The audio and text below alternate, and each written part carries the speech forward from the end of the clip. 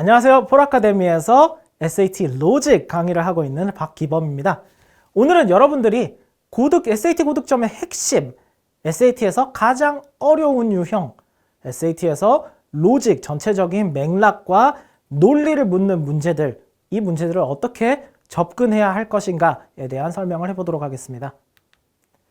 SAT 리딩 고득점에는 두 가지 핵심이 있습니다. 한 가지는 여러분들이 올바르게 지문을 해석을 할 수 있는가, 그리고 두 번째가 바로 전체적인 지문의 전개 방식과 논리의 전개를 이해하실 수 있는가입니다.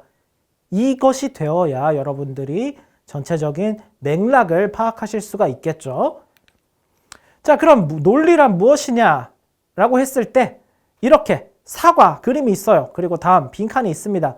여러분들은 이 빈칸에 뭐가 와야 likely 하다고 생각하실까요? 이것은 사람마다 달라요, 사실. 어떤 사람들은 사과 왔으면 오렌지가 와야 적절하다고 얘기를 할 거고요. 어떤 사람들은 사과 다음엔 배가 와야지 적절하다고 얘기를 할 거예요. 그런데 우리가 명심해야 하는 것은 SAT는 이것을 사과 다음에는 바나나가 와야 된다라고 정해뒀다는 점이에요. 그 말은 SAT는 SAT만의 로직이 정해져 있다는 얘기입니다. 우리는 이 논리 구조를 이해해야 이런 변형, 이런 문제들을 풀 수가 있어요. 이거 2025년 3월에 출제된 문제의 변형입니다.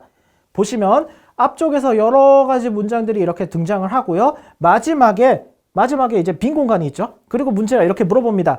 Which choice most logically complete the text? Logically complete the text. 라고 하는 것은 정해진 로직의 틀이 있다는 겁니다. 정해진 로직의 틀이 있는데 여기가 비어 있어. 그러면 여기에 대답을 하려면 여러분들은 로직의 틀을 아셔야 합니다.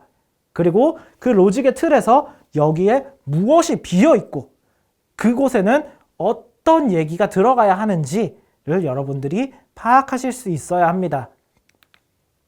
자, 그러면 이 문장에 집중을 해보겠습니다. 이 문장은 전체적인 구조에서 question의 역할을 하는 문장입니다. Whether notable behavioral discrepancies arose between wild and captive settings 라고 되어 있습니다. 이것이 어드레스를 하고 싶은 게, 이 질문에 대한 답변을 하고 싶은 게 이 글의 목적이 됩니다.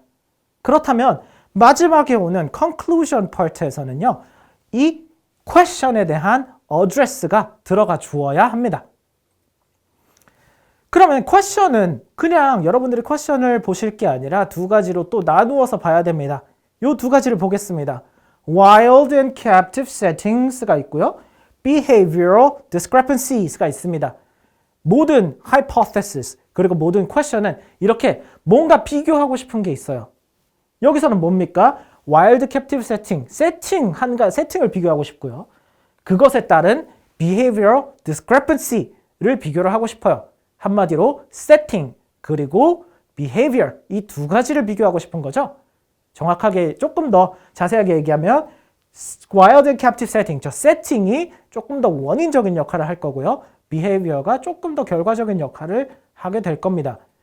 그러면 여러분들은 아까 전에 conclusion에서 question에서 묻고 있었던 두 가지, 비교하고 싶었던 그 두 가지 setting, 그리고 한 가지는 behavior, 그리고 그것이 어떤 연관성이 있어요 라고 하는 요 세 가지가 conclusion에 반드시 포함이 되어야 합니다. 문제가 보면은 문장이 중간에 이제 블랭크가 나오게 있죠. 그래서 고맙게도 앞에서 artificial environment was likely 라고 하는 한 가지 비교군이 이미 들어가 있어요. 그러면 여기에 포함되어 있지 않은 나머지 비교, behavior, 그리고 그 둘이 어떤 연관성이 있는지 이거 두 가지를 정확하게 짚고 있는 보기를 여러분들이 찾아주시면 되겠습니다. 그리고 그 보기는 D1, interfering with patterns of rest and activity 이렇게 되겠습니다.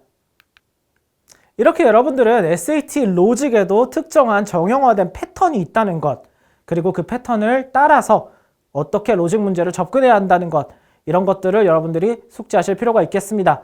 직감을 의심하라, 구조를 확신하라. 폴아카데미 박기범이었습니다.